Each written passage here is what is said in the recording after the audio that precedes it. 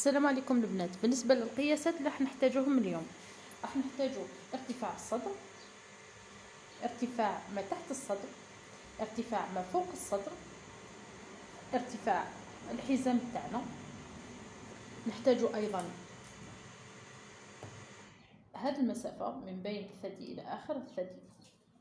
نحتاجو مسافة الجنب اللي تجي منا، يعني منين يحبس البوني تاعنا الى منطقة الحزام. هذه المنطقة يعني ندوها على الكليون تاعنا ولا على انفسنا. وشنو تاني يعني المهم نسيت والو. فوالا، دورات الصدر، دورة الصدر وندوها قد البنات، ما نزيدوش زيادات. نديرو دورة الصدر، دورة الخصر. هذا مكان. دونك راح نتلاقاو في الباترون. السلام عليكم البنات. راح نخدموا مع بعض الباترون تاع الكورسي تاع لاغوب تاعنا الاولى. فوالا، اول شيء كما راكم تشوفوا راني درت لها هذا الخط، شغل هذا خط منتصف الكورساج تاعنا وهذا خط الرقبه تاعنا. دونك اول حاجه راح نديروها، راح نعينوا ارتفاع الصدر تاعنا. دونك راح نجيب الميزان تاعي هذه احسن.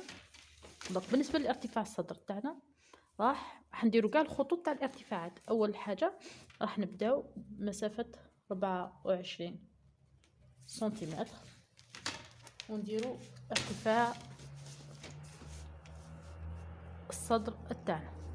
داكوغ. دونك ارتفاع الصدر، اللي ما تعرفش كيفاش نشدوا القياسات روح القناه تاع على اليوتيوب دي هيك خيار. راني درت فيديوهات على طريقه اخذ القياسات.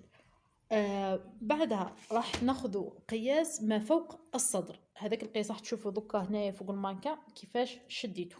دونك ما فوق الصدر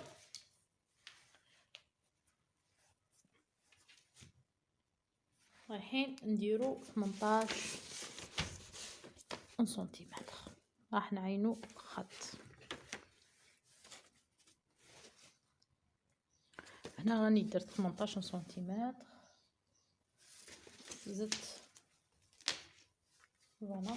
دونك راح نجي بنفس الطريقه نحط الكوس على الخط تاعنا ونديرو خط عمودي على هذا الخط الافقي. داكوغ. بهذه الطريقه. دونك اللي كتبوا هنا خط فوق الصدر، هنا خط الصدر، وراح يكون عندنا خط تحت الصدر. بالنسبه للخط ما تحت الصدر راح نحسبوه بهذه الطريقه. راح نديرو دورة الصدر تاعنا تقسيم 10 راح نلقاوها 9.2 سنتيمتر. اوكي سناي باش تشوفوها. فوالا. دونك راح هنايا راح نحبط من خط الصدر ب9.2 وراح ندخل منا من خط الصدر الى هنا ب9.2 ونحبط ثاني ب9.2 ونخدم وندير خط. دونك بهذه الطريقه. دونك ندير 9، هذا ما فيهش الفصيله، نديرو 9.2 نعينها هنا. من هذه النقطه نحبط من خط الصدر تاعي نحبط 9.2 وهذه النقطة راح نرسمو منها الخط تاعنا. البنات تبعوا برك الخطوات، يعني اللي تبعتوا الخطوات درتوا الفيديو تبعتوا الخطوات راح تجيكم سهلة.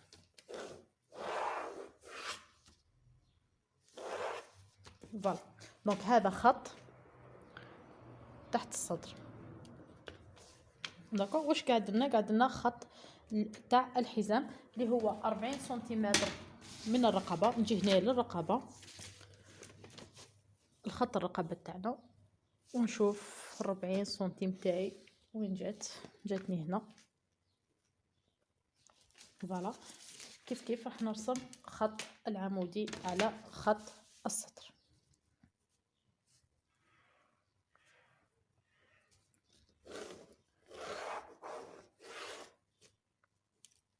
هنا بالنسبه لهذا الخط تاع 9.2 سنتيمتر راح نجي ندير خط عمودي هنا فيه 9.2. حنتأكد برك هنايا بلاني سواسو 9.2. المهم يجي هنا شوي. دونك هذه هي، نتوما قادرين تشدوها 9 سنتيم. هذا خط الحزام هنا. مورما قلنا عينا هذه النقطه داكوغ اللي راح تكون الحامل لابينس تاعنا. واش راح نديرو؟ راح نعينو فوق خط الصدر تاعنا، نعينو دورة الصدر تاعنا تقسيم 4. راح نلقاو 23.5. دونك راح نعينوها، راح تجينا هنا 23.5. فوالا. دونك راح نعينو هذاك الارتفاع اللي درناه تاع الجنب تاعنا، يعني المانكات تاعنا.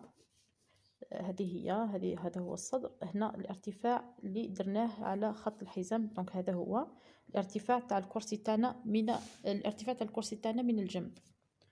داكوغ. دونك راح نبداو من خط الحزام نطلعوا ب 14 سنتيمتر. انا لقيت فيه 14 سنتيمتر. دونك نجي لهذه النقطه نعين 14 سنتيمتر.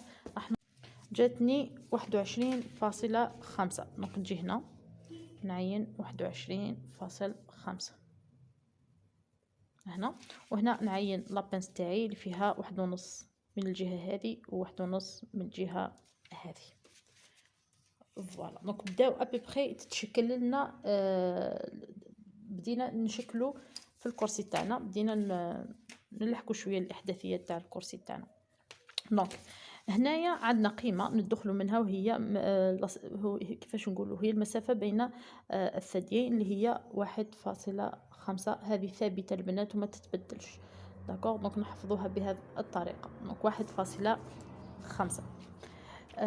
بالنسبه لهذا الخط حنكملوا نديروا له اسقاط حتى لهنا ابيبخي. هذا راح يكون الحامل تاع لابانس تاعنا. فوالا. راني نسيي الماكسيموم نعطيكم اسهل طريقه لعمل الكرسي. دونك هكا ابيبري تكونوا عندكم فكره وراكو بديت توضح لكم الصوره. سنن هنا البنات راح نفهمكم الطريقه اللي شديت بها القياس تاع الثدي. دوك نتوما اللي تقيسوا رواحكم ولا لا كليونت تاعكم، الثدي من البدايه تاعو للنهايه تاعو راح نشدوه نديرو هاك، والمسافه اللي نلقاوها راح نحطوها هنا. داكوغ. راح نديروها منا لهنا. انا جاتني 22 سنتيمتر. راح نديرها هنا. انا البوني جاني شويه كبير، حنديرها 21 سنتيمتر باش ما يجينيش كبير، باسكو المانكه تاعي لاطاي تاعها ديجا اقل من 40. دونك ماذا بيا انه تجيها قد سورتو في البوني. دونك درت لها هنا 21 سنتيمتر. راني عينت النقطه الاخرى للبوني تاعي. بالنسبه للجزء الاول من البوني تاعي ساهل، باسكو هنايا هذه المسافه دوكا راح نشدوها نرسموها بهذه الطريقه. نتوما استعملوا البيروكي الى حسيتوا ان يدكم يعني ما تقدروش ديروا هذه التقويسه قد. فوالا. انا نزيد دوكا نسقمها بالبيروكي. فوالا. دونك هذه الانحناء الاولى، وهنا راح نسيو نجيبوا الانحناء الثانيه.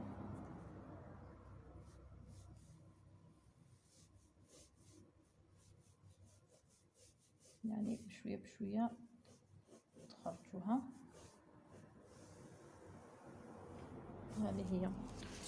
دونك بدينا نشكلوا في البوني تاعنا.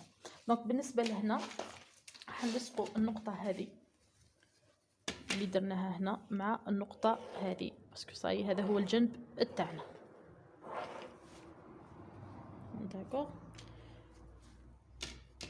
راح نروحوا دوكا الجهه هنا اللي فيها الخدمه الكبيره، يعني بالنسبه لوحده يعني متمرسه شويه في الباترون الاساسي. هذه المرحله حتجيها صافا يعني سهله. راح نروحوا لهنايا للمسافات اللي لازم نخدموهم باش نشكلوا البوني تاعنا. البنات التصحيح فقط، هذاك الخط اللي درته هنا 14 سنتيمتر راني طلعته هنا حتى 19 سنتيمتر، لاني ما قريتش بيان الورقه تاع لي ميزور. فوالا. دونك هي 19 مش 14، 19 سنتيمتر. راح نديروها بهذه الطريقه حتى الفوق. خلاص. اوكي. دونك بالنسبه لهنا راح نجو دوكا نخدمو هنا. بالنسبه هاد لابينس نخليها ومن بعد نموديفيها احسن. كونسونطريو لي على هنا.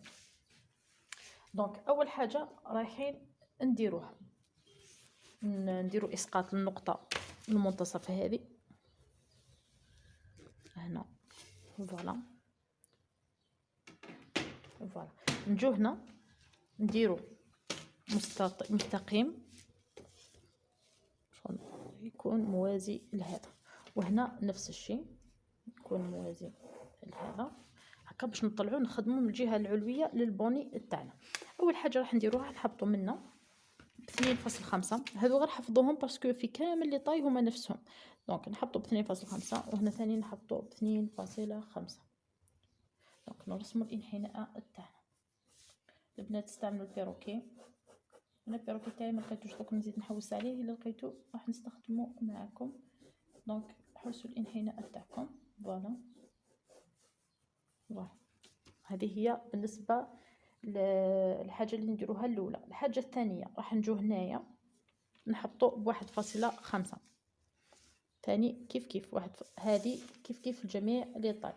دونك 1.5 وراح نعاودو نرسم. شوفوا معايا البنات هنا مرمى رسمنا هذا نفس الخط هذا. راح نجو المنتصف هنا نعينو مسافه 3 سنتيم على هذا الحامل. اوكي دونك 3 سنتيم. راح نعاود نديرو تصحيح وراح نديرو هنا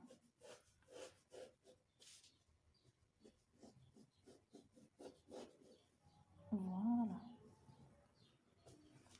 بهذه الطريقه.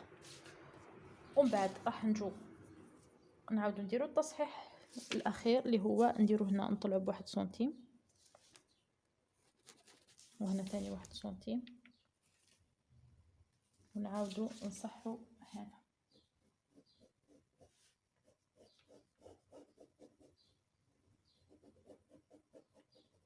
دونك هذه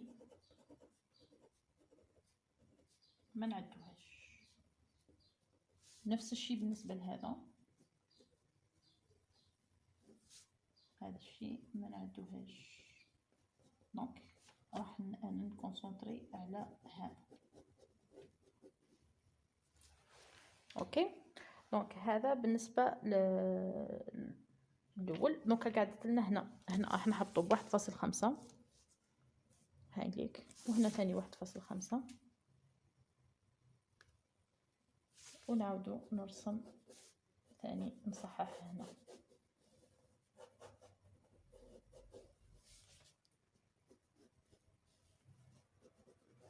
البنات ترسموا بالبيروكي احسن. دونك كيف هذه ما نعدوهاش وهذه ما نعدوهاش. دونك حنا لابياس تاعنا دوك نوريكم لابياس تاعنا هذه كامل تروح راح تقعد لنا هذه بيان سور. دونك نوريكم بالماركر.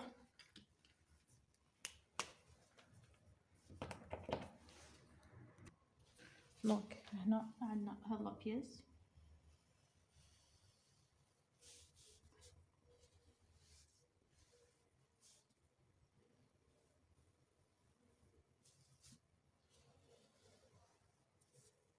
هذه لابياس الاولى اسمها رقم 1 راهي واجده. دونك راح نزيدو نخدمو على لابياس التحتانيه. لابياس التحتانيه واش راح نخدمو فيها؟ راح نموديفيو لابينس تاعنا باسكو دوكا لابينس تاعنا هنا لازم تطلع لهنا اوتوماتيكمون. ما راحش نخلوها. شوفوا راح نموديفيوها هاك بالبيروكي. يديروا لها انحناء للداخل يعني ب0.5 يعني راح تجينا الانحناء بهذه الطريقه. فوالا انحناء بهذه الطريقه يعني للداخل شويه. دوك نزيد نرسمها لكم بالماركر باش تشوفوها ونمسح هادو. دونك بالنسبه لي بياس هذه نسموها رقم 2 وهذه نسموها رقم 3. دونك هاي ديك لابياس رقم 3.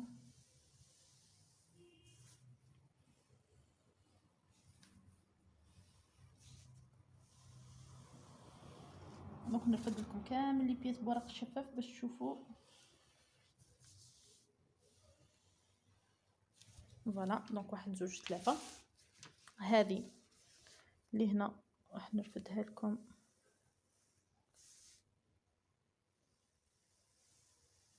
كيما هاك.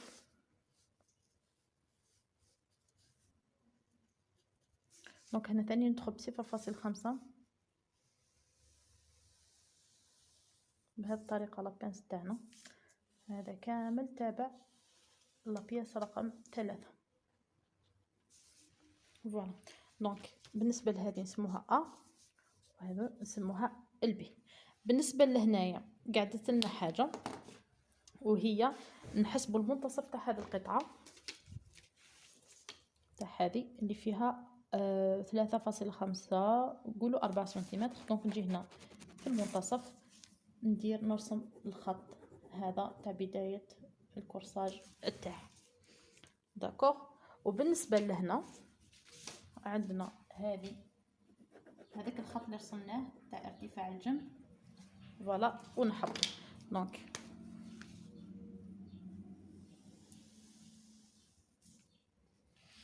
هذه القطعه ا، وهذه القطعه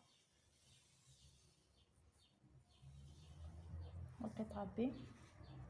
راح ننظف كلش و بلي فاسور ونوريكم النتيجه. هذه هي النتيجه النهائيه اللي تحصلنا عليها بالنسبه للجزء الامامي تاع الكورساج. قاعد لنا الجزء الخلفي راح نديروه في الفيديو القادم باذن الله. دونك ما تنساوش تابونيو باش تشوفوا الجزء الثاني تاع الكورساج، ونكملوا ثاني لا جوب والفصاله والخياطه باذن الله. الى الفيديو القادم.